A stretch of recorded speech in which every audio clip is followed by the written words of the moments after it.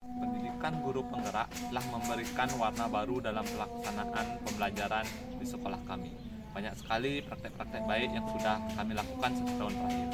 Salah satu praktek baik yang sudah kami lakukan adalah penerapan budaya positif di SMP Negeri 1 Melayan. Dengan penerapan budaya positif, kami berusaha anak-anak memiliki disiplin yang tumbuh dari dalam kesadaran diri. Jadi disiplin yang ditemukan ke anak-anak bukan akibat dari dia takut akan hukuman, bukan dari faktor eksternal lainnya, tapi memang karena anak-anak ingin menumbuhkan nilai-nilai kebajikan universal dalam diri. Kami berusaha melaksanakan itu di SMP Negeri 1 Melayu. Banyak sekali praktek-praktek budaya positif yang kami coba lakukan, mulai dari posisi kontrol guru, kemudian dari segitiga restitusi, penyusunan keyakinan kelas, dan berbagai kebiasaan-kebiasaan positif lainnya yang berusaha kami tanamkan kepada anak.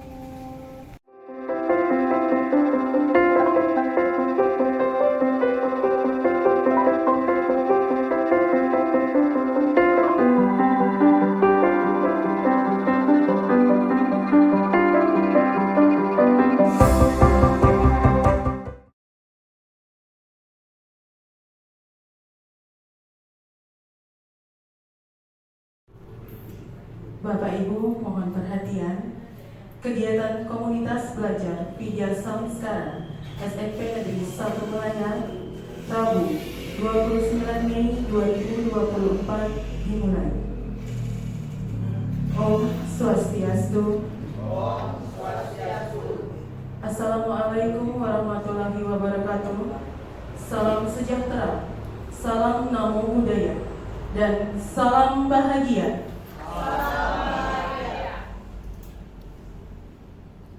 Yang terhormat Bapak Kepala SMP Negeri 1 Melayan, yang kami hormati Bapak Ibu Guru SMP Negeri 1 Melayan.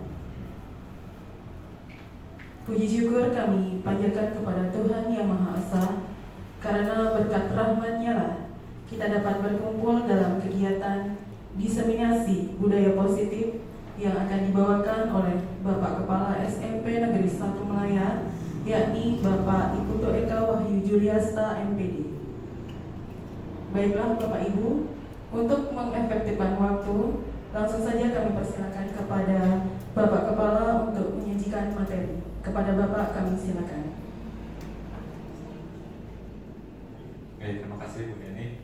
Jadi Bapak Ibu, seperti yang sudah disampaikan oleh Bu Yeni tadi, bahwa hari ini kita akan mendiskusikan kembali dan termasuk merefleksikan Bapak ya, karena ini sudah kita laksanakan bersama-sama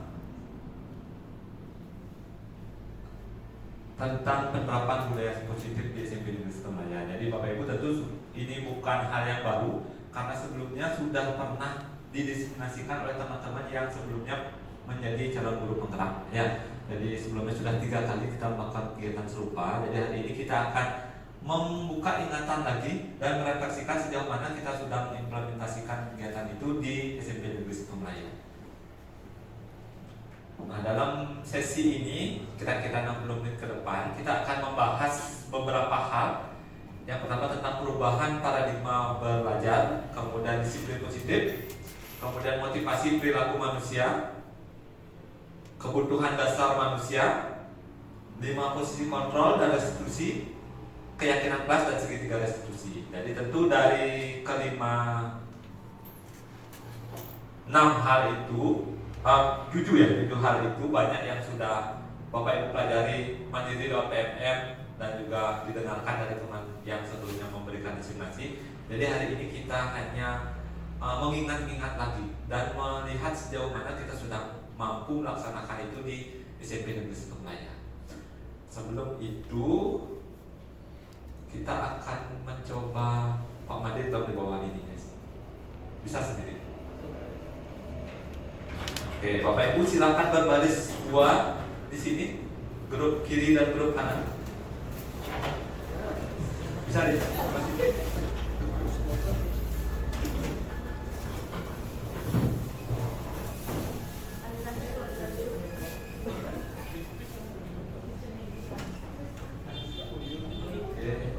Ya, selesai ya. grup harus sama orangnya nih, harus sama orangnya. Ya, ini akan dapat spidol biru satu, yang satunya dapat spidol hitam. Oke. Tugas Bapak Ibu adalah Bapak Ibu harus menuliskan sebuah kata atau frase yang berhubungan dengan budaya positif yang Bapak Ibu ingat ketika pernah didiskriminasikan oleh teman di sini, atau yang pernah Bapak Ibu pelajari dari PMM. Yang diingat satu kata, satu orang satu kata. Jadi kalau Bu Widya sudah menuliskan, Bu Widya akan pergi ke belakang, lalu diikuti oleh teman di belakangnya. Ya, waktunya hanya boleh kata, boleh frasa. Misalnya disiplin positif itu kan tak bisa dipisah. Ya, oke. Oke, waktunya hanya 2 menit. Nah, 2 menit semuanya. Total. Jadi kalau dapat nanti yang belakangan, kalau tak terpikir langsung oper gitu ya. Oke, bentar. Biar gampang. Oke, tambah 3 menit dan 3 menit. Oke, 3 menit saya ntar. Ya, 1, 2, 3. Ya, silakan. Tak boleh nyontek, ya, tak boleh nyontek. Yang sudah boleh duduk lah, yang sudah boleh duduk. Nah, biar tak lagi tulis. Oke.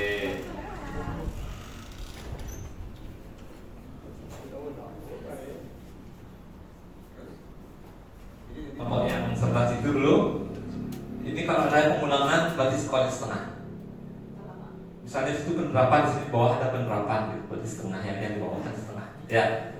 Oke, penerapan, terus berdampak, rajin, disiplin, menghargai, satu karakter, percaya diri, sopan, doa. Oke, yang ini sopan berarti dapat setengah ya. Ini sopannya udah di atas berarti. Sabar, tidak marah, beretika, oke, mandiri, santun. Oke, santunnya sampai ya, santunnya sama-sama nomor 6 ya, berarti tidak nyontek. Mengucapkan salam, oke, berdoa sebelum kegiatan, oke, penghargaan, ya, oke. Jadi kelompok sebelah sana mendapat skor setengah. Jadi nanti kalau ada sesi bermain peran, kelompok sebelah sana yang akan bermain peran, sebelah sini akan mengomentari permainan tengahnya, gitu ya. Jadi terima kasih Bapak Ibu sudah banyak menuliskan hal-hal mengenai budaya positif. Meskipun sebenarnya kunci-kunci dari budaya positif belum banyak kita tuliskan, ya, mungkin karena sudah lama, jadi tidak ada yang terlupa, gitu ya. Oke, ini kita geser dulu apa deh?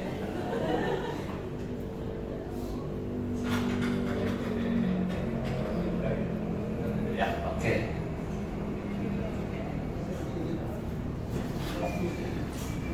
Nah, ini kalau Bapak Ibu sudah mempelajari di PMM mengenai filosofi pembelajaran kejar dewantara, itu kan yang paling dasar ya. Dan masalah Merdeka Belajar saya yakin sudah pernah membaca ini. Kita hanya kembali mengulang saja bahwa perubahan paradigma belajar itu menurut kejar dewantara itu kan tujuan pendidikan itu ialah menuntun segala kodrat yang dimiliki oleh anak untuk mencapai keselamatan dan kebahagiaan. Jadi makanya sering, mungkin Pak Desudi yang paling sering bilang salam dan bahagia. Jadi kita menginginkan tujuan pendidikan utama adalah anak-anak selamat dan bahagia. Jadi bukan dia supaya dia pintar matematika, pintar ini, tapi dia selamat dan bahagia kelak. Ya, makanya ini juga saya tuliskan di tembok yang dimasuk kelas 7 itu. Nah, tujuan pendidikan itu seperti itu yang disampaikan oleh Bapak Ki Hajar Dewantara. Oke. Nah, dalam perubahan paradigma belajar ini, kalau Bapak Ibu yang senior gitu ya, yang dari dulu sudah terlibat dalam pembelajaran, mungkin banyak sekali hal-hal yang sudah dipelajari dari perubahan kurikulum gitu ya. Jadi filosofi Ki Hajar Dewantara yang dipelajari saat ini tidak mengatakan bahwa metode pembelajaran yang dulu kita alami ketika kita sekolah jelek, tidak. Itu pembelajaran yang bagus bagi kita saat itu. Jadi bagi Bapak Ibu yang duluan sekolah dari saya, Bapak Ibu yang mungkin menjadi murid saya, cara mengajar saat itu ya memang cocok waktu itu, gitu ya. Jadi style saya dulu ketika ngajar, kalau murid tidak bawa PR, berdiri di atas meja, ya mungkin waktu itu cocok, tapi itu tidak akan pas dengan anak-anak zaman sekarang. karena mental anak zaman sekarang dengan mental anak zaman saat itu berbeda, karakteristiknya pun berbeda. Maka sekarang diambillah lagi filosofi dari Ki Hajar Dewantara yang dulu pernah beliau terapkan, bahwa murid itu tumbuh dan berkembang sesuai dengan kodrat alam dan kodrat zamannya. Nah, sebenarnya saya ingin cerita sedikit. Sebenarnya Ki Hajar Dewantara itu dulunya awalnya ketika dia menjadi guru tidak langsung dia punya filosofi seperti ini. Hal titik nadirnya, titik baliknya adalah ketika dia diasingkan di Belanda. Dia ngajak anaknya, siapa nama anaknya dulu dia ingat? Asih atau siapa? Asih rasanya nama anaknya. Anaknya ini anak berkebutuhan khusus, jadi tidak seperti anak normal biasa. Nah, ketika beliau sedang bekerja secara serius, itu anaknya ini nangis, merengek kepada seperti anak balita kepada ayahnya. Jadi karena anaknya merengek terus, marahlah Bapak Ki Hajar Dewantara, sehingga anaknya yang bayi itu dibawa keluar rumah tanpa dia sadari. Cuaca di Belanda saat itu sedang musim salju, jadi musim dingin ya. Jadi anak ditaruh di luar rumah supaya tujuannya dia tidak mengganggu bapaknya sedang bekerja. Jadi bapaknya lanjutkan pekerjaan di luar rumah. Sampai sekitar beberapa waktu bapaknya baru sadar bahwa cuaca di luar itu ekstrim sekali. Nah, baru dia teringat pada anaknya yang dia bawa keluar. Lalu dia keluarlah membuka pintu. Anaknya sudah membiru. Jadi anaknya beliau sudah membiru. Lalu dia baru sadar bahwa yang dia lakukan itu salah. Dan akhirnya karena anaknya berkebutuhan khusus itu semakin parah kondisi anaknya gitu ya. Jadi semenjak saat itulah dia berjanji, saya akan mengambak kepada anak-anak dimanapun anak-anak itu berada. Nah, kembali dari Belanda adalah beliau membuat perguruan taman siswa, dan memang di perguruan taman siswa itu metode pembelajarannya memang metode bermain, jadi tidak menuntut anak apa-apa. Jadi titik awal beliau mencetuskan filosofi Ki Hajar Dewantara itu kan itu ketika kejadian dia memiliki rasa bersalah kepada anaknya. Jadi menghamba pada murid, menghamba pada anak itu titik awalnya, teorinya itu berasal dari sana. Jadi memang pengalaman pribadi dari Ki Hajar Dewantara. Nah, sekolah diharapkan menjadi tempat persemaian benih-benih kebudayaan. Hanya saya sering bilang, jadi apa yang kita lakukan sekolah itu supaya tidak pura-pura. Di sekolah pura-pura masukin baju, nanti di luar nggak usah masukin baju apa-apa. Jadi kan tidak membudaya berarti. Jadi semuanya seolah-olah sekolah itu, pengalaman kita dulu kan seolah kita hanya mematuhi peraturan di sekolah saja. Jadi punya pura-pura saja, begitu kembali di masyarakat ya kembali. Jangan merokok di sekolah, begitu luar sekolah ya dia merokok. Jadi tidak membudaya. Nah, ini yang diharapkan.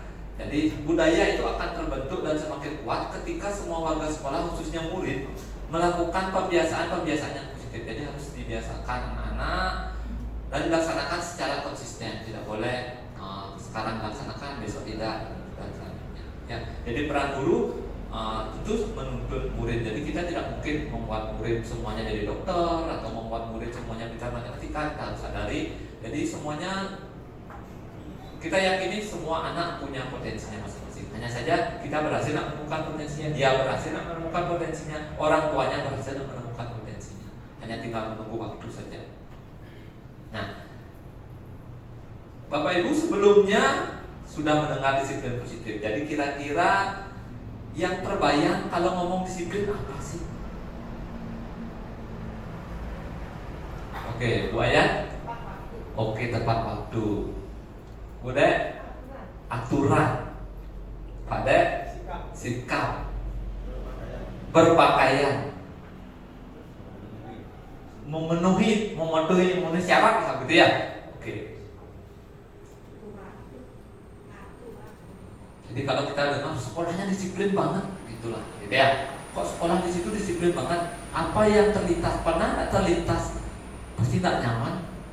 Kalau terlalu disiplin kan, ada rasa tidak nyaman. Kadang-kadang kan seperti itu. Bus tengah, nah kalau di Bali bus tengah kan tidak nyaman ya. Terpaksa harus gini, terpaksa harus gitu. Jadi gitu ya. Jadi seringkali disiplin itu dihubungkan oleh anak-anak terutama siswa, dihubungkan dengan sesuatu yang tidak nyaman. Dipaksa dia kepak dua, kan dia tidak nyaman. Padahal saya tidak nyaman tuh kepak dua, tapi disuruh. Saya tidak nyaman cukurannya terlalu pendek, tapi disuruh cukuran terlalu pendek itu misalnya. Jadi mereka menganggap itu suatu ketidaknyamanan. Padahal Bapak Ibu, disiplin itu berarti sebenarnya disiplin itu adalah anak bisa bertanggung jawab terhadap apa yang dia lakukan. Ya, karena mendasarkan tindakan mereka pada nilai-nilai kebaikan. Nah, jadi mereka tidak diatur, tapi mereka memutuskan, oh itu tidak baik. Jadi kemarin saya berpikir ketika ngomongin masalah duduk di meja itu, kenapa saya yang duduk di atas meja? Karena saya ingin mencoba supaya dia berpikirkan kalau dia lihat orang duduk di atas meja gimana sih rasanya. Jadi mungkin saya dengan kalau waktu itu saya langsung ngomong kamu tidak boleh duduk di atas meja, kan waktu yang dihabiskan kan jauh lebih sedikit. Tapi mungkin proses berpikir anak untuk memutuskan itu tidak kita lalui seperti itu. Jadi tugas kita adalah menciptakan murid-murid yang memiliki disiplin diri sehingga mereka bisa berperilaku dengan sesuai dengan nilai-nilai kebajikan. Jadi mudah-mudahan nanti dimanapun begitu, kapanpun di sekolah kita, supaya kita meminta anak disiplin itu supaya dari dalam dirinya. Sekarang Ibu Ayangka bilang, mengapa sih Bapak Ibu datang tepat waktu ke sekolah? Dia kan tepat waktu di situ.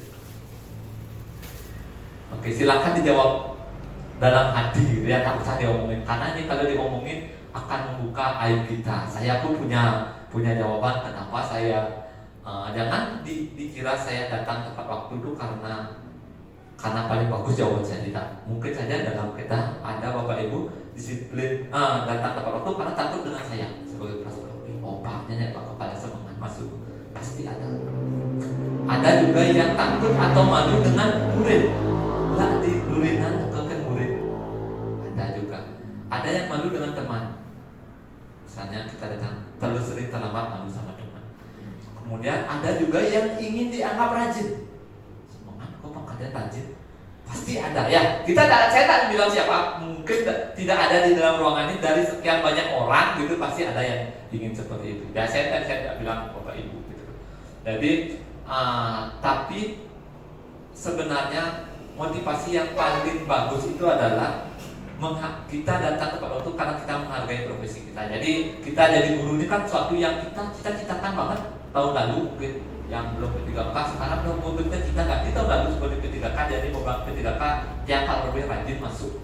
Nah itu berarti motivasinya berasal dari dalam diri.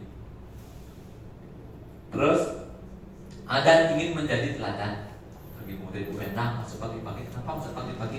Biar murid mencontoh saya. Berarti ingin menjadi teladan bagi murid, bukan biar muridnya menganggap saya rajin, tapi saya ingin murid saya mencontoh saya datang pagi-pagi kan misalnya. Jadi itulah sebenarnya motivasi orang berperilaku ya. Jadi ada karena takut, ada karena ingin penghargaan, dan ada karena ingin menghargai diri sendiri. Jadi jangan-jangan begitu banyak siswa kita yang pura-pura saja dia disiplin karena dia takut sama Bunda Kirti gitu misalnya. Takut sama saya sebagai gurunya, takut sama Bu Susi supaya saya tidak dihukum. Kenapa kamu gini pakai pakaian seragam supaya tidak dihukum? Jangan juga saya tidak tahu juga. Jadi jangan. Kemudian atau ada anak yang rajin belajar hanya supaya dapat juara. Oke, saya rajin belajar dapat juara sehingga dapat hadiah dari orang tua. Nanti jangan-jangan nanti kalau tidak dapat hadiah, apakah dia akan rajin belajar? Maksud saya. Atau setelah kita hilangkan kejuaraan kelas itu, apakah ada anak yang tidak rajin belajar penyebabnya? Kalau ada, berarti anak itu memang dulunya belajar karena dia ingin dapat juara, bukan karena dia ingin mencapai cita-cita yang dia impikan. Jadi ini mungkin tidak gampang kita resapi karena kita zaman siswa yang berkompetisi. Jadi saya yakin banyak dari bapak ibu pasti masih berpikir gara-gara saya ngadu ranking murid malas belajar. Masih ada pertentangan di dalam diri kita. Coba saudara kepikiran seperti saya dulu waktu sekolah ada ranking, pasti muridnya rajin belajar. Jadi berarti waktu dulu saya waktu jadi sekolah, kenapa saya rajin belajar? Karena takut dimarahi orang tua. Kasar saya juara, dimarahi orang tua, itu motivasi utama saya dulu. Nggak ada saya pikiran biar pintar di sekolah, biar dapat, karena saya didikan orang tua sangat keras. Jadi ketika saya tidak dapat ranking, bahayalah dunia itu ya. Jadi kan saya banyak tidak berani pulang, tidak berani menghadap orang tua. Jadi motivasi pada akhirnya jadinya bagus sih sekarang ini, tapi yang diharapkan itu kan tidak seperti itu. Supaya anak-anak itu memang dia rajin, dia disiplin, karena memang dia menyadari itu bagus seperti itu. Dan tugas kita lah menciptakan murid-murid yang memiliki motivasi internal. Nanti mudah-mudahan walaupun Bapak Ibu ini tidak bisa kita lakukan dalam waktu 1 tahun, 2 tahun, 3 tahun, tidak bisa. Jadi sedikit demi sedikit, karena memang kita paksa diri kita untuk menerima ini saja sudah sulit. Benar enggak ini bisa mewujudkan motivasi internal? Atau jangan-jangan kita saja belum bisa menemukan motivasi internal? Seperti itu Bapak Ibu. Oke. Nah, semua tindakan murid itu juga berkaitan dengan yang namanya kebutuhan dasar manusia. Ada teori kebutuhan dasar manusia. Jadi kebutuhan dasar manusia, murid, guru semuanya Bapak Ibu, itu ada 5. Yang pertama, kebutuhan bertahan hidup. Dia melakukan sesuatu karena ingin bertahan hidup. Misalnya makan, minum. Kan kalau kita tidak makan, kita bisa mati, tidak bisa bertahan hidup gitu. Jadi itu kebutuhan dasar manusia. Yang kedua adalah kasih sayang. Murid yang cari perhatian. Pak Ibu yakin, ingat-ingat murid kita pasti banyak yang suka cari perhatian. Asal empuk ucapan gitu ya. Seperti yang kelas 8 yang dibagi, siapa namanya? Kan cewek yang kecil tuh. Setiap ketemu agak kerennya. Oh, Margareta. Saya yakin setiap ketemu guru pasti dia cari perhatian kan. Jadi saya berpikirnya ketika ketemu, oh ini berarti murid ini ketika mempelajari ini saya terbayang pertama itu sama Margareta. Berarti murid itu sebenarnya dia cari perhatian. Karena memang setelah saya ngomong sama ibu pantinya, memang dia berasal dari keluarga yang tidak pernah perhatian semana. Di panti pun dia seperti itu. Asal ketemu orang baru dia paling aktif supaya dia diperhatikan. Ada murid yang memang bukan nakal, tapi memang dia cari perhatian. Semakin kita perhatikan dia semakin senang. Tapi mungkin caranya berbeda. Terus ada kebebasan. Murid benar-benar bebas tuh kan. Disuruh masukin baju dia keluarin baju, disuruh keluarin baju dia masukin bajunya, itu kebebasan. Jadi ada motivasinya. Terus ada kesenangan. Murid yang misalnya dia main HP itu senang saja. Ya, mungkin dia pas kumpul dia lempar-lemparan hanya untuk bersenang-senang saja. Ada penguasaan. Jadi penguasaan ini yang seperti tadi dianggap paling pintar. Nah itu penguasaan. Dianggap paling rajin. Ada motivasi seperti itu.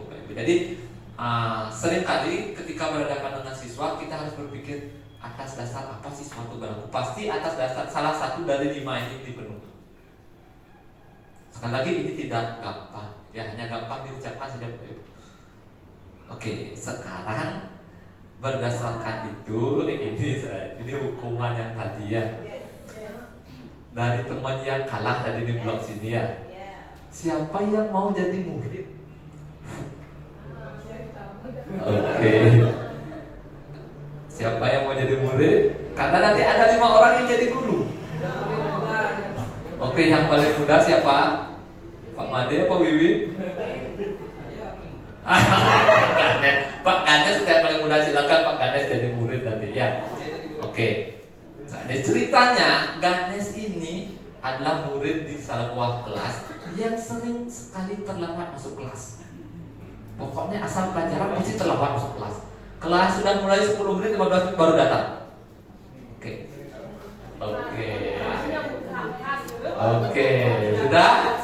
Sudah. Oke. Dari grup sini ini siapakah guru yang paling kalah? Hari Tamu coba Pak Made sini. Oke. Pak Made sini. Oke. Pak Made akan tidak boleh naik Bapak Ibu ya, tidak boleh naik, tidak boleh dibuat-buat. Ini pure yang Bapak Ibu lakukan di kelas. Misalnya Pak Made ketemu Ganes sini, jadi murid sini. Pak Ganes sini, nah ini muridnya. Oke, sekarang Pak Made ini sedang ajar, Ganes datang. Pak Ganes datang, oke datang ke situ lah. Oke, selamat. Silakan, Pak Made harus tahu menanyakan apapun yang biasanya Pak Made lakukan kalau ada murid terlambat. Nggak boleh buat-buatnya. Padahal itu gitu jadi. Belum biasa jadi hukum itu tadi. Jadi kita dados. Ini karena kalau kita harus berefleksi. Kalau di sini Bapak Ibu buat nggak bisa direfleksikan nanti. Ya, silakan dimulai. Nanti kalau sudah waktu stop, saya stop. Oke. Kenapa nih? Siapa yang dulu? Pak Yoga. Ini jam berapa nih kelasnya udah mulai ini? Udah lama namanya udah datang, semuanya kamu baru datang. Marahin kan Pak? Ini udah berapa lagi ini? Biasa kan? Karena temennya udah datang, sekarang kamu nyalin 2 kali lipat. Oke, ya dulu tangan pada Pak Mandari sama. Jadi muridnya disuruh nyalin 2 kali lipat. Temennya nyatet 1 halaman, dia 2 halaman nyatet. Catatan yang sama kan? Oke, kita ganti gurunya. Kan tetap muridnya. Karena dia pilih jadi murid tadi kan. Oke, kita ganti gurunya menjadi Pak Tuna. Oke, ini guru yang baru sertifikasi. Beda nih perlakuannya. Oke. Ini harus lebih kejam gurunya. Oke. Silakan. Ya, lambat. Dari mana? Kemarin itu kan lambat Pak. Yang benar. Sini dulu. Kayak rapi dia. Coba cacanya ini disuruh ngapain? Kalau perjanjian kita kan ada 2, pantun sama nyanyi. Terus nyanyi aja ya. Oke. Dihukum nyanyi berarti ya karena sudah perjanjian sama muridnya. Oke. Kita ganti muridnya dah ya. Kasihan muridnya ini. Kasihan muridnya. Oke. Sekarang kita gurunya baru 2 ya. Saya akan cari 5 guru. Siapa yang mau? Oh, Pak Anam sekarang gurunya. Pak Anam harus jujur nih. Tak boleh buat Pak Anam gurunya. Guru, jadi guru sih kalau saya jadi murid.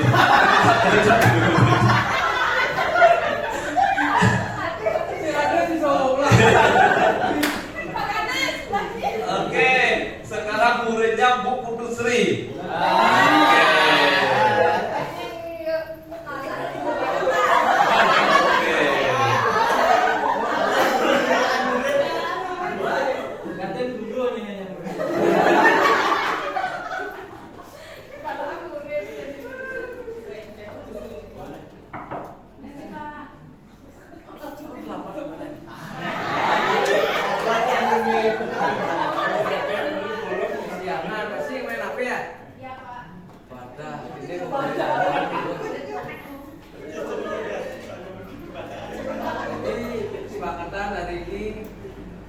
Jangan lagi ada kata terlambat. Kalau memang terlambat, boleh kita telepon dulu di sekolah ya. Dan nggak tahu nanti kamu karena terlambat kurang keadaan. Jadi apa yang dikasih ya?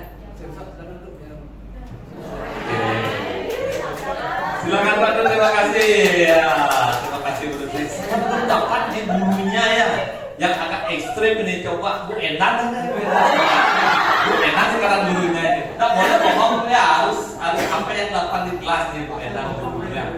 Sekarang muridnya adalah Bu Wayang. Nah, Bu Wayang muridnya. Nanti kalau muridnya Pak Nutrum, Endang nggak berani marahin. Bu Wayang.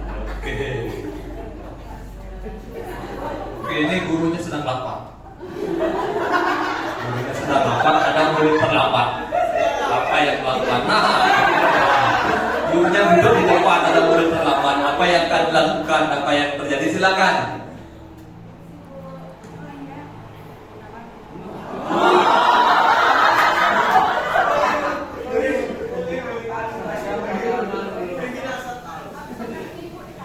Jangan dibuat-buat Bu.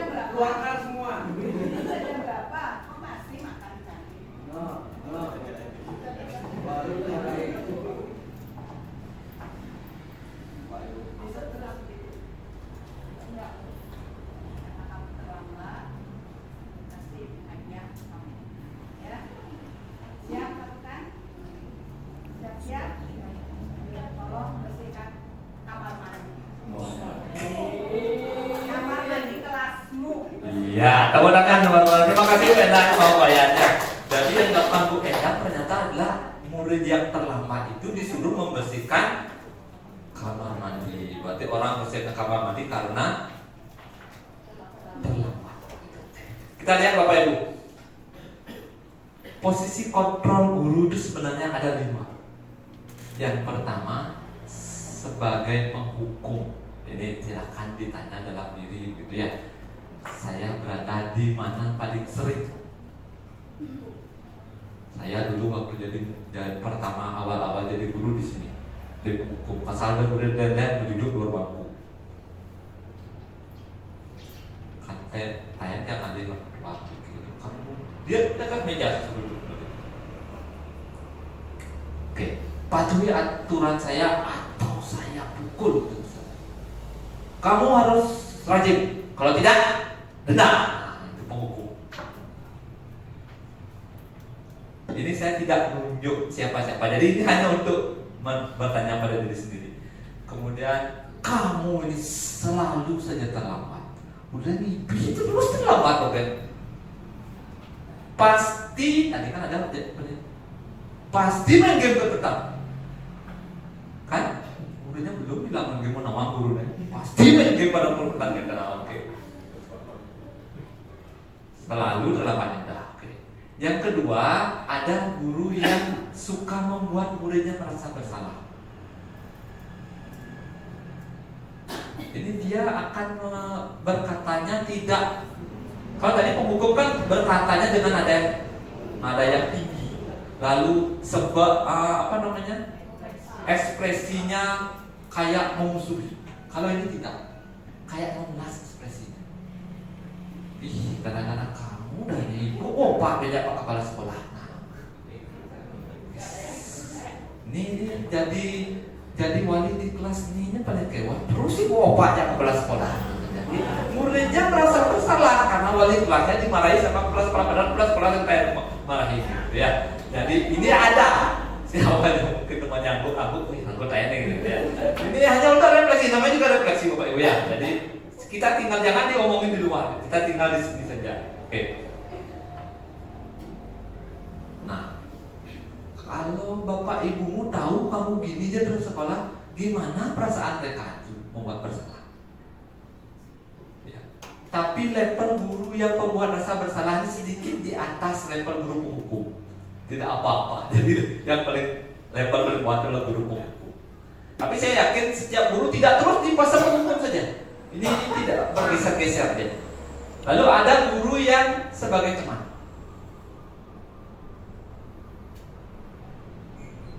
Ayo demi Bapak kita pembersihan. Demi kelas kita ayo kita pembersihan biar bersih. Pokoknya ya sembarang-barang kedek-kedek terus di kelas. Masa kalau kita kotor gini aja pembersihan gitu misalnya. Ini pun banyak. Biasanya guru yang pas seperti sebagai teman itu guru yang rentan umurnya tidak terlalu jauh dengan siswa. Jadi merasa canggung dia ngomong merasa canggung, itu siswa juga agak dekat dengan gurunya. Gitu ya. Ayo ingat tidak bantuan. Kamu udah dibantu, udah Pak Katro nilainya, yuk nanya pajak. Nah misalnya itu kan sebagai teman. Ya. Saya yakin, saya pun pernah melakukan itu. Ya. Yuk, kita latihan yuk. Nanti kalau menang, kita makan-makan sebagai teman. Yang terakhir adalah manajer. Nah ini yang paling susah Bapak Ibu. Jadi sekali lagi gampang hanya diomongin saja. Seringkali saya pun tidak bisa seperti itu. Gitu. Jadi apa yang sebenarnya kita yakini? Jadi nilai-nilai apa yang ada di masyarakat sebenarnya itu yang kita tanyakan. Oh kesopanan, oh ini. Jadi siswanya yang menjawab. Apakah apa yang kamu langgar hari ini? Jadi siswanya yang menjawab. Lebih banyak menanyakan sesuatu ke siswa. Jadi siswanya yang menentukan bahwa dirinya salah atau benar. Dan tidak ada dia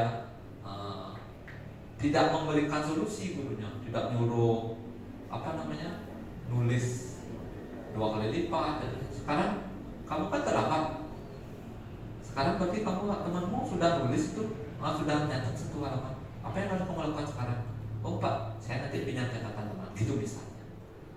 Jadi Mungkin Bapak Ibu akan berpikir, kok enak sekali udah terlambat, tak dimarahin gitu. Memang seperti itulah sekarang perlakuannya kepada murid sekarang. Seperti itu. Jadi sekali lagi ini tidak bisa dibandingkan dengan perlakuan yang kita terima ketika kita menjadi siswa. Oke. Nah, jadi Bapak Ibu ini perlu diingat bahwa 5 posisi kontrol guru ini mungkin Bapak Ibu tidak mentok di satu posisi saja, tapi kita ke depan berusaha lebih arahnya ke manajer atau setidaknya ke teman atau ke pemantau tadi ya, pemantau dulu. Jam berapa harusnya kamu datang? Sekarang jam berapa? Lalu apa konsekuensinya? Dia yang menentukan konsekuensi atas perlakuannya. Jadi bukan guru, di gurunya sebagai pemantau. Oke, nanti ini diingat-ingat Bapak Ibu. Jadi begitu mau marah sama murid, ini saya mau jadi penghukum apa jadi apa nih? Jadi nanti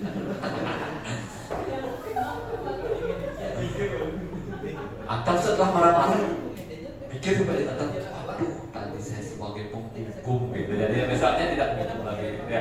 Jadi sekali lagi ini bukan hal yang bisa kita ubah seperti membalikkan telapak tangan. Sekarang kita ngomong, besok kita terapkan nggak bisa. Jadi harus melalui fase refleksi berulang-ulang. Mungkin 10 teman di sini jadi CGP mendiseminasikan ini belum tentu juga kita bisa berubah. Karena ini kan kebiasaan yang kita bawa dari terutama teman-teman yang sudah lama jadi guru dari semenjak kita jadi guru. Saya pun membawa kebiasaan-kebiasaan ketika saya mulai dari guru. Gitu. Oke. Itu 5 posisi kontrol. Kalau yang ini keyakinan kelas, saya yakin teman-teman yang ada di yang ada di kelas, di wali kelas sudah pernah melakukan keyakinan kelas. Coba saya tanya sekarang, siapa yang jadi wali kelas? Oke. Ingat tak keyakinan kelasnya? Jangan-jangan wali kelasnya lupa sama keyakinan kelasnya. Jangan-jangan wali kelas tidak tahu keyakinan kelasnya. Jadi seyogyanya keyakinan kelas ini dibuat oleh wali kelas bersama anak-anak di awal tahun. Makanya saya tidak mempraktekkan sekarang buat keyakinan kelas. Nah, kalau dulu kita namanya kesepakatan kelas. Kapan kesepakatan kelas itu sudah menjadi keyakinan kelas? Ketika anggota di kelas itu sudah meyakini nilai-nilai yang ada di kesepakatan kelas. Oke. Kesepakatan dan keyakinan ada bedanya. Oke, nanti kita akan sampai di sana. Ini level tertingginya ada di keyakinan kelas. Jadi peraturan, kesepakatan kelas, keyakinan kelas. Oke. Bu Dusri, ingat keyakinan kelasnya? Satu saja.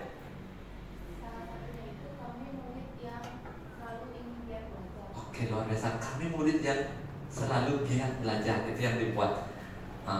Jadi muridnya yang meyakini bahwa mereka harus giat belajar. Oke. Bu Eka, ingat?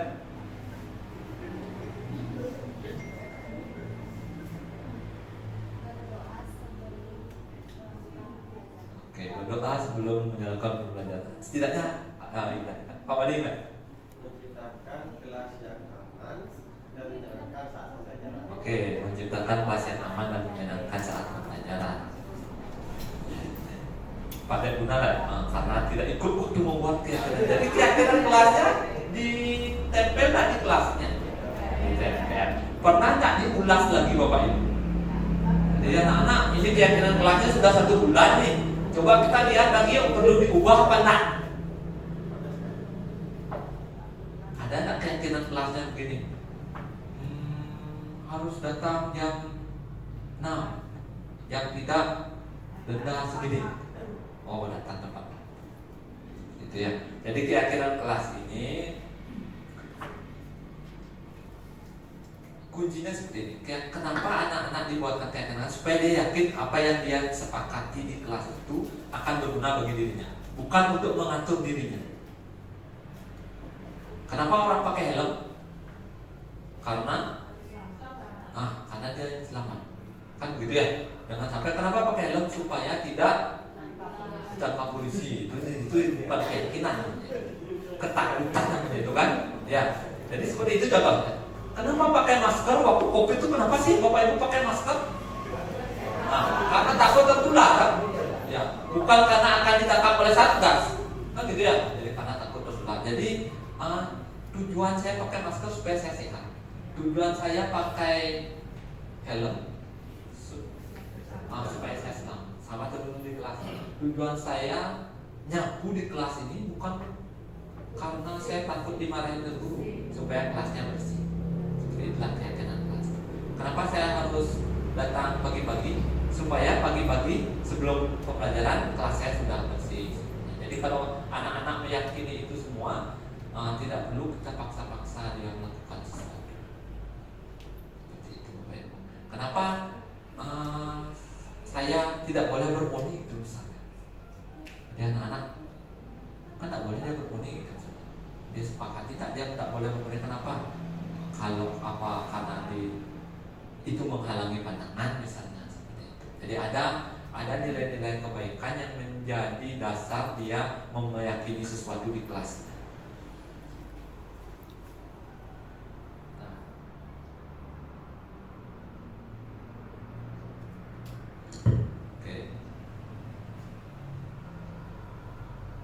Jadi keyakinan kelas ini bersifat lebih abstrak daripada peraturan yang lebih rinci dan konkret.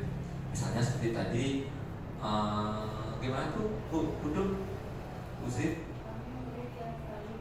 Oh, kami murid yang selalu giat belajar. Jadi giat belajar ini kan sesuatu yang sangat menciptakan kelas yang aman. Aman itu kan universal sekali. Dan nyaman. Jadi universal sekali, aman dan nyaman. Jadi di mana-mana orang mengakui bahwa aman dan nyaman itu sesuatu yang bagus itu maksudnya. Jadi berlaku secara umum dia. Jadi pernyataan keyakinan kelas harus dibuat dalam bentuk positif. Jadi bukan tidak boleh begini, tidak boleh ribut di kelas, tidak boleh makan di kelas, bukan seperti itu. Itu kan pernyataan ya sebaiknya seperti itu.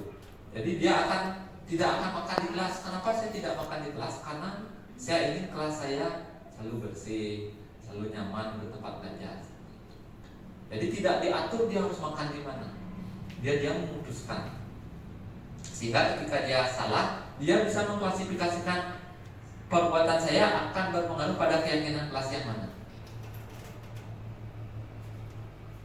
Nah, jadi semua warga kelas termasuk wali kelasnya, termasuk guru-guru mapel yang ada di kelas tersebut, senaknya ikut berkontribusi dalam pembuatan keyakinan kelas. Lalu guru, jadi anak-anak diingatkan. Nah, ini pernah tidak kita melakukan itu? Jangan-jangan tidak pernah, bahkan kita sendiri lupa apa keyakinan kelasnya. Jadi sekali lagi keyakinan kelasnya bukan sesuatu yang hanya ditempel di depan seperti itu, bukan. Ya benar. Oke. Nah, bersedia meninjau kembali keyakinan kelas dari waktu ke waktu. Jadi sekali lagi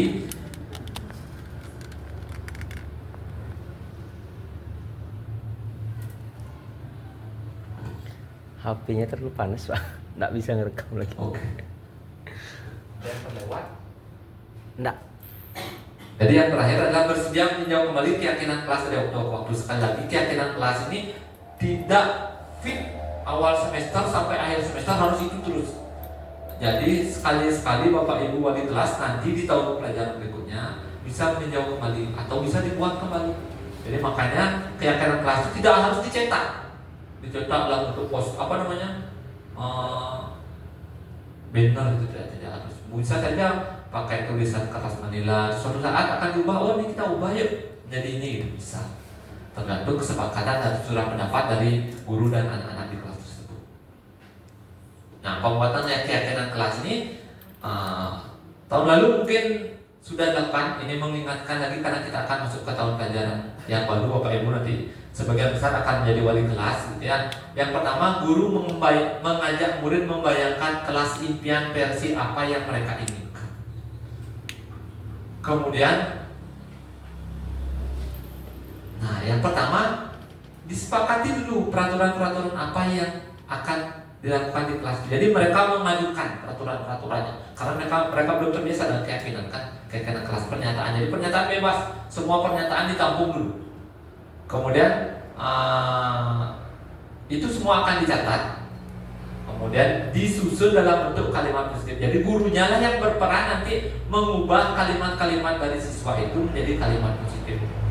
Misalnya siswa mungkin saja karena terbiasa di kelas sebelumnya misalnya yang terlambat denda segini gitu.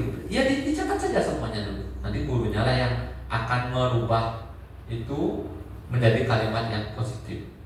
Lalu setelah diubah oleh guru, nanti ditinjau kembali daftar surat pendapat yang sudah dicatat. Apakah masih ada pernyataan yang berupa peraturan yang kesannya mengatur.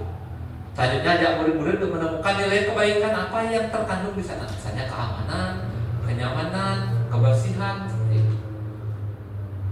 Sebaiknya keyakinan sekolah atau kelas tidak terlalu banyak, bisa berkisar antara 3 sampai 7 prinsip saja, supaya siswanya ingat, gurunya juga ingat. Setelah selesai, minta murid untuk menandatangani keyakinan tersebut bersama-sama sebagai bukti mereka menyetujui apa yang telah mereka yakini. Nah, pajanglah keyakinan kelas tersebut dalam kelas. Pilih bagian dinding yang mudah dilihat oleh semua murid. Jadi itu dipajang supaya, kenapa harus dilihat? Karena supaya mereka ingat. Kalau guru lain masuk sana supaya lihat, oh ini keyakinan kelasnya. Bisa guru lain untuk mengingatkan kepada anak-anak. Oke. Ini contoh keyakinan kelas apa ya? Keyakinan kelas 5. Yang pertama, selalu bersikap positif. Nah, kan umum sekali. Selalu bersifat positif. Kemudian senantiasa menjadi diri terbaik. Terus percaya dan menghormati orang lain serta barang miliknya. Dengan begitu, apa yang akan terjadi di kelas? Dia tidak akan, barang-barangnya dia tidak akan bersihkan, karena dia harus menghormati barang miliknya dan barang orang lain. Berkomitmen terhadap setiap tugas. Jadi setiap ada tugas dia harus berkomitmen, karena memang itu sudah keyakinan di kelas tersebut. Jadi senantiasa membantu. Jadi mereka akan selalu bantu di kelas itu kalau gitu keyakinan kelas. Atau di sini keyakinan kelas itu hanya 3, tentang hormat, tentang bekerja, tentang diterima dan dimiliki. Tentang hormatnya misalnya, kami meyakini bahwa sangat penting untuk menghormati semua orang dan barang milik orang lain. Jadi mereka kepada gurunya harus hormat, kepada teman-teman lainnya harus hormat. Kemudian bekerja, kami meyakini bahwa sangat penting untuk mengerjakan segala pekerjaan atau mengikuti kegiatan yang telah ditugaskan. Yang terakhir, diterima dan dimiliki, kami meyakini bahwa sangat penting untuk merasa diterima pada suatu kelompok dan saling peduli satu sama yang lain. Nah, itu misalnya, itu contoh-contoh keyakinan kelas yang Bapak Ibu nanti bisa diskusikan atau akan Bapak Ibu buat bersama anak-anak di tahun pelajarannya baru. Yang terakhir Bapak Ibu, ini segitiga restitusi. Saya ingat dulu pernah didiskusikan segitiga restitusi. Ya, Bu Yeni dulu ya, segitiga restitusi. Oke, kita minta Bu Yeni untuk mengulangi sekali lagi kalau ada murid yang terlambat. Muridnya masih Pak Ganes? Oke.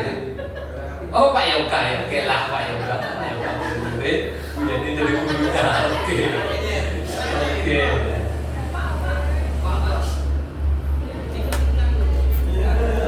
Oke, ini akan sangat ada ekspresinya. Murid sih ada bahasa Mekong.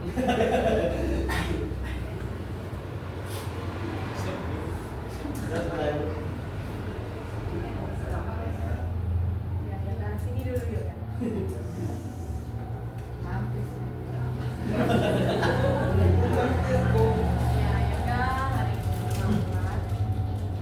Terlambat itu manusiawi ya, dia juga pernah terlambat. Tapi ini apa yang membuat bukan terlambat? Telat lama, maka bisa telat lama. Teruskan soalnya. Menurut yoga begadang itu hal yang positif. Ya, jadi harus bagaimana biar tidak terlambat. Yang benar dong, tidur lebih awal. Jadi, so yoga tidur lebih awal dan belajar biar tidak terlambat seperti sekarang ya. Nah yoga sekarang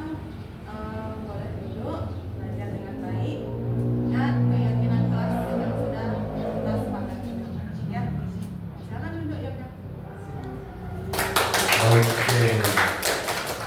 Ini gurunya sudah terlatih segitiga restitusi. Baru datang murid terlambat sudah hilang, sudah bentuk segitiga kepala. Jadi ini sekali lagi Pak Ibu, ini gampang kita omongin, gampang kita simulasikan, tapi begitu ketemu murid susah. Nah, susah. Tapi ini bisa dilatih. Jadi susah bukan berarti kita tidak mungkin melakukan. Jadi kita suatu saat pasti bisa melakukan itu. Jadi segitiga restitusi itu terdiri atas 3 tahap, namanya segitiga kan ada 3 ya, 3 tahap. Yang pertama adalah menstabilkan identitas. Tadi Bu Yeni bilang, semua orang pernah terlambat, muridku gede itu pokoknya katanya terlambat, tidak hanya saya yang pernah terlambat. Nah, kadang-kadang bisa juga di segitiga restitusi itu, ibu juga pernah terlambat, itu bisa. Jadi muridnya sudah awal-awal dan takut. Jadi dia distabilkan identitas. Tapi seringkali kita lupa itu ketika berhadapan dengan murid yang sudah berkali-kali seperti itu terlambat. Padahal kita belum pernah restitusi sama dia. Kemudian memvalidasi tindakan yang salah. Jadi menanyakan kenapa sih dia bisa terlambat. Ternyata karena dia bukan bukan memponis. Seperti tadi kan ada kejadian pasti main game. Nah, itu diponis itu ya, diponis. Jadi sengaja kita bermain peran supaya kita bisa lihat perbedaannya, bukan menunjukkan kelemahan teman-teman.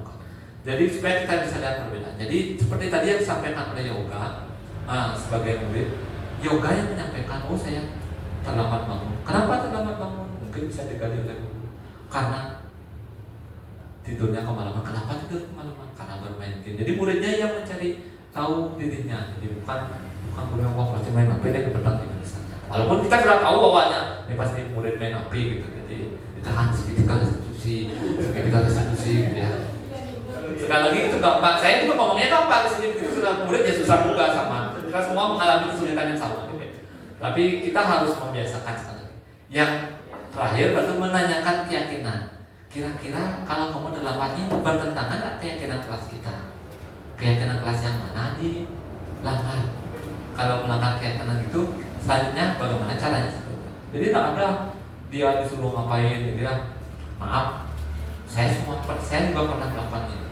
Anak terlambat dulu kan kita mungkin teman-teman banyak berpikir kenapa anak yang terlambat itu sebut nuduhin sampah. Kan dulu sering seperti itu kita ya.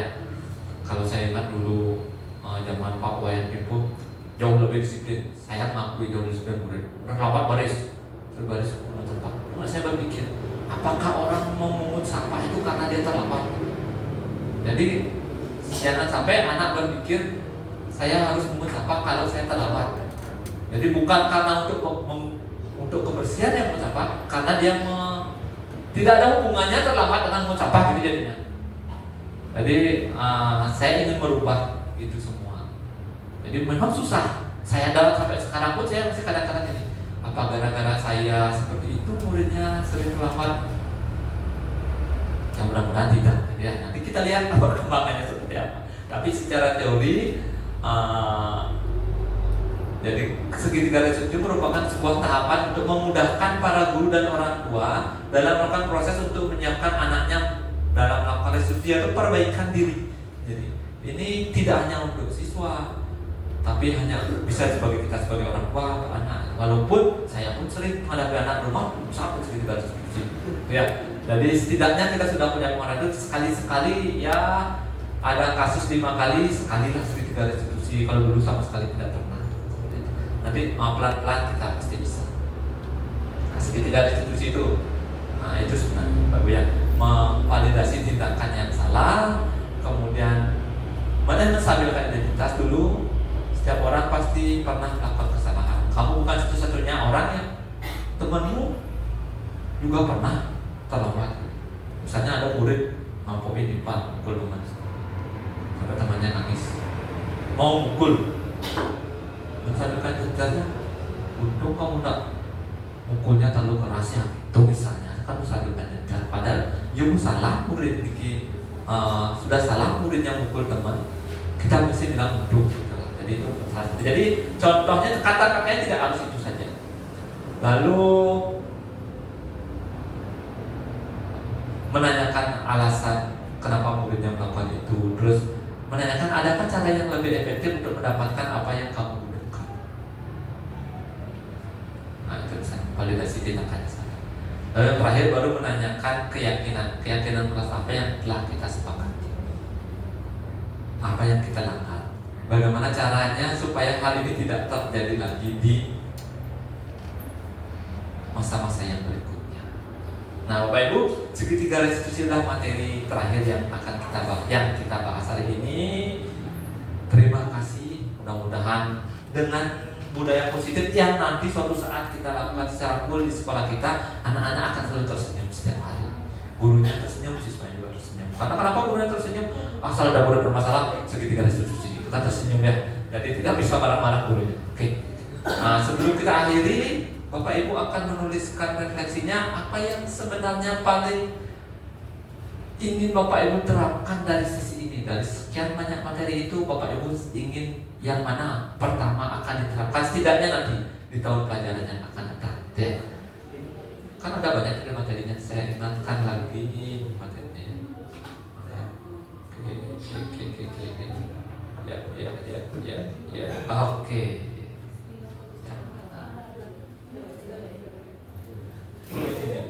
Oke, Pak Dek akan membagikan. Silakan ditulis sana, Bapak Ibu.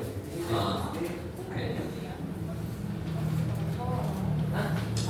Oke, misalnya fungsi kontrol. Fungsi kontrol yang mana? Fungsi kontrol sebagai manajer gitu misalnya. Jangan, yang penting saya terapkan fungsi kontrol sebagai penghukum kan?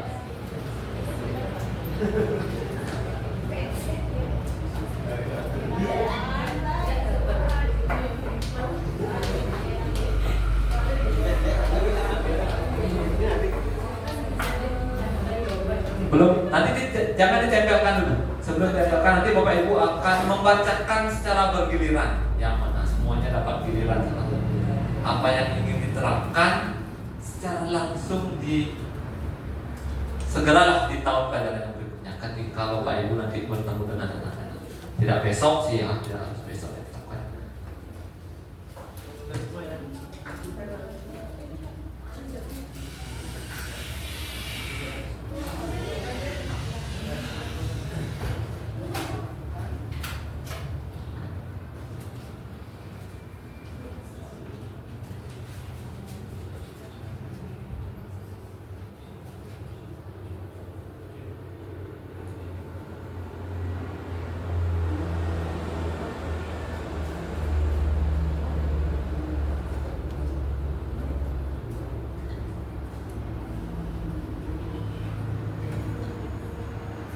Pak Dek, belum dapat.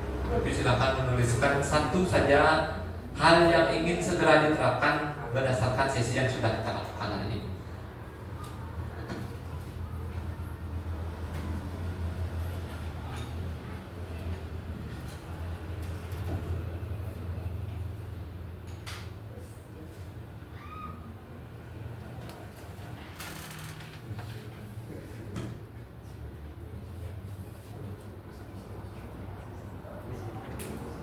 Misalnya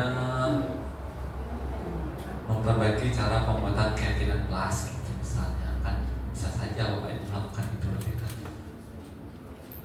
Nggak bisa misalnya jadi fungsi kontrol manager cepat harus latihan dulu, jangan itu dulu yang biar mana yang satu yang ingin Bapak Ibu terapkan secara segera.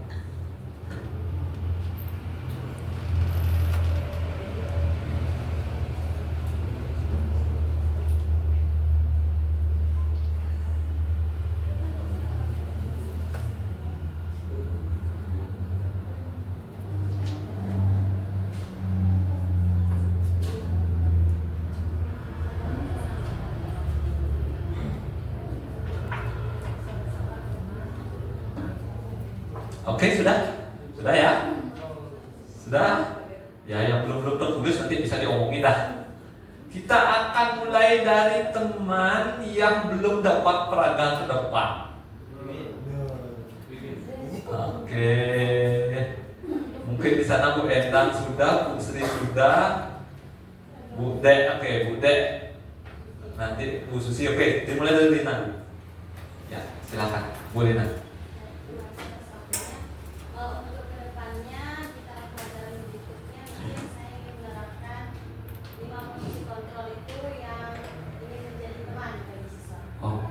mencoba menjadi teman bagi siswa. Terima kasih Bu Rina. Kita lanjutkan pindah pulau yang sini. Bu Era silakan. Yang ingin saya lakukan setelah mendengar pemaparan materi dari Bapak itu adalah menyusun keyakinan kelas di kelas agar kita kondisi kelas yang kondusif. Oke, keyakinan kelasnya akan diambil pertama. Pindah ke sini, Bu Wiwin silakan.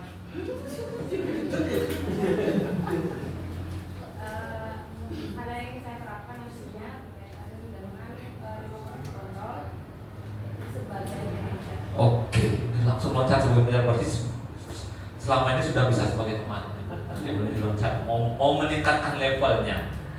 Ya, pindah ke sini, Bu Widi.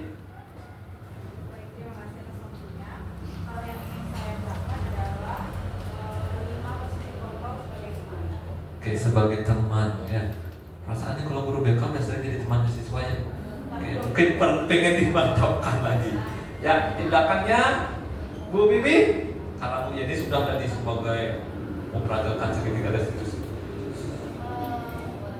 Yang saya akan terapkan di semester depan adalah bersama 5 posisi kontrol di posisi teman dan Oke, terus teman dan kalau bisa sebagai manajer. Oke, Pak Deguna sudah ke depan itu? Oh sudah. Oke, Dek Adi. hal yang pertama yang akan saya lakukan di semester mendatang yaitu melaksanakan segitiga restitusi supaya dapat menciptakan siswa menjadi nyaman di kelasnya. Oke, diingat Bu ya. Teman-teman ini diingat ini kontrak kerja ini ya. Yang kita ngomongin ini kontrak kerja ya. Kalau saya lihat Dek Adi sudah memadam gitu ya. Oke. Jadi saya jangan deh kalau kelas sekolahnya marah, Pak, kita diskusi Pak. Dikasih model di belakang segitiga. Pak Tut mau menyampaikan sesuatu? Dari 3 langkah restitusi itu adalah menstabilkan identitas. Oke, ini paling teringat dari 3 langkah restitusi itu menstabilkan identitas. Mungkin itu yang sering kita lewati dan yang sudah langsung diponis ya ini Pak, menstabilkan identitas anak-anak. Oke, ada yang mau lagi terakhir Bu Dek atau Bu Dek yang mau terakhir nanti? Bu lupa saya. Bu Susi. Bu Susi, oke.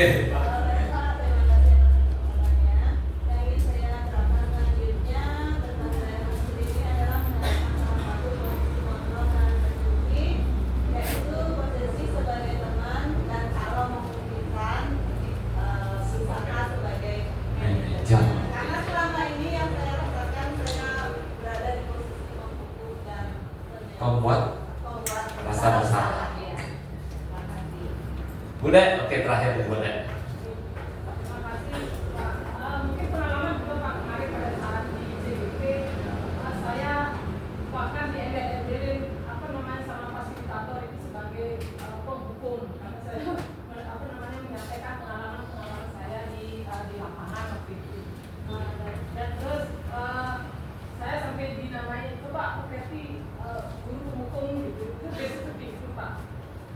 Terus hal yang perlu menjadi peningkatan diri saya terkait dengan walaupun di dalam tadi sudah disampaikan 5 posisi kontrol itu nih saya kita sebagai guru menggunakan seperti itu dimana kondisinya pada momen apa kita menerapkan sebagai posisi penghukum sebagai membuat dasar bersalah terus teman pemantau dan manajer tapi yang menjadi hal tertinggi seorang guru dalam mengkondisikan posisi kontrol itu adalah sebagai manajer yang notabene tidak segampang semudah kita mengucapkannya dan melaksanakannya. Terus hal yang menjadi untuk peningkatan diri saya itu adalah dalam tadi sudah teman-teman juga di dalam segitiga restitusi Pak, di mana ini yang perlu lebih kita mantapkan kembali karena seperti tadi Bu Yeni yang dikenalkan oleh sama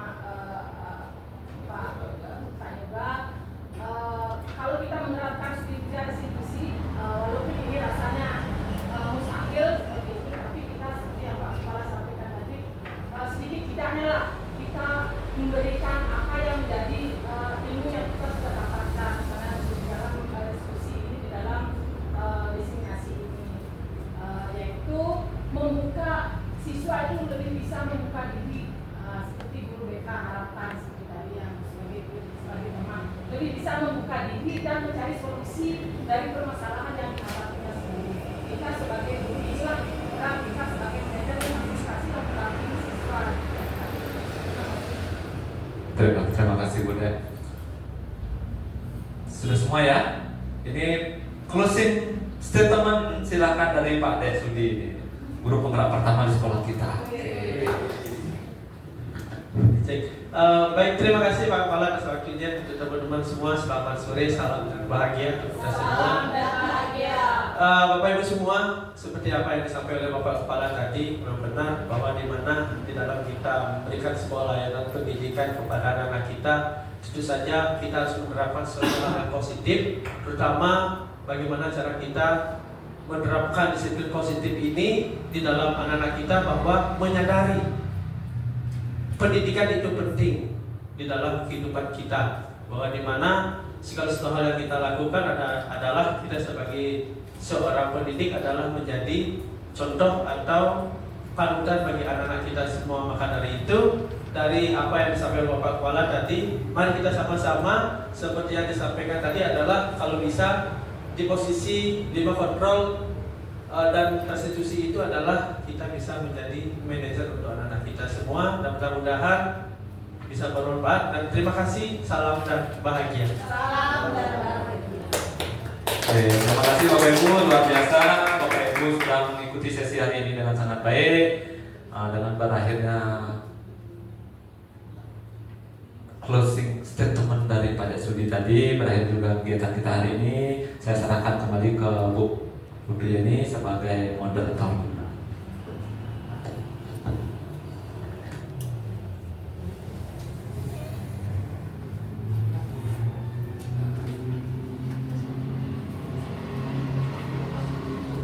Baik, Bapak Ibu, demikian tadi pemaparan materi dari Bapak Kepala SMP Negeri 1 Melaya. Berakhirnya pemaparan materi tadi, maka berakhir pula kegiatan kita hari ini. Mohon maaf apabila ada kesalahan yang kami lakukan selama diseminasi ini berlangsung. Terima kasih atas perhatian Bapak Ibu. Kami tutup kegiatan ini dengan Parama Santi. Om Santi, Santi, Santi Om. Wassalamualaikum warahmatullahi wabarakatuh. Salam sejahtera, salam nama budaya, dan salam bahagia.